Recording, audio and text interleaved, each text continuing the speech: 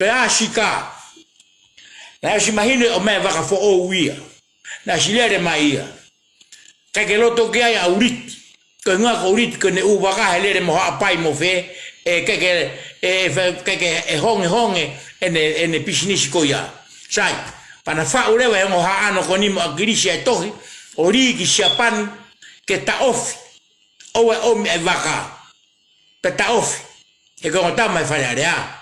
marereva o marereva vaka motu aia sai foi taime ko ya que o me vaka motu a kututu anu alo fa ia e taime ko ya mo se que ne marie ko fa matala ne ngo me ne no fosopo e Facebook a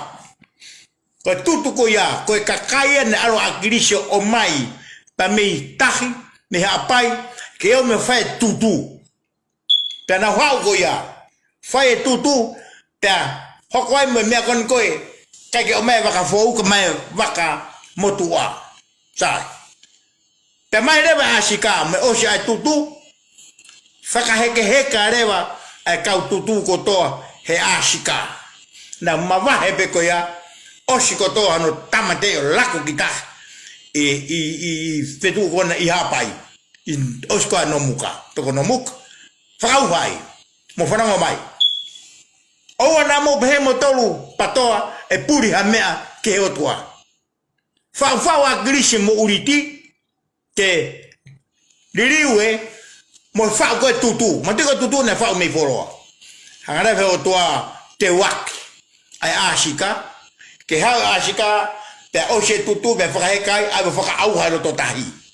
mo sange marie mo farong je marie foi me akoya na o stala no pega ko hiri ka ko hanga ka tama ko ni o te o hak ai tutu te tau te foki be ai te hange ko ya ko e kulau o se ka kai he au ko tala ko tutu e fere severe ko akirishi na ne tutu o sframatala e ka tama ko ni na nga e popula pe na foki mai o na lere me Facebook o na tala noa ke urunganga ko en e hinga no tutu pa mo fenga ri ukawa asiana na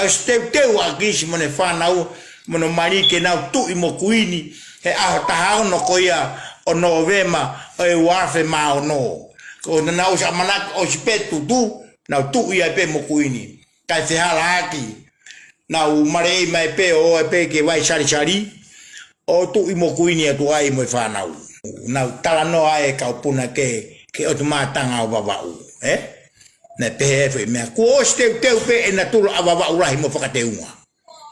kan hange pe ko ta fuita no foi konkoni o ste teu pe na tu la ya havaka ke tau te ai ai e ka tama na tutu anu alofa pe me o tu hapai ko ia ko ki to konia tu pe ia ka tama ko na no nofo o lawe tutu e fede severe tutu e hai ikai ke mo to ita o mo faka tau mo kere no e kausia inapa atu me fangi fare kola ureni gana tolo atu me umea ko ya os be mo la ko be kausia ina kai ta wo fa kausia ina e kuna mo ta puno ta wa vai tonga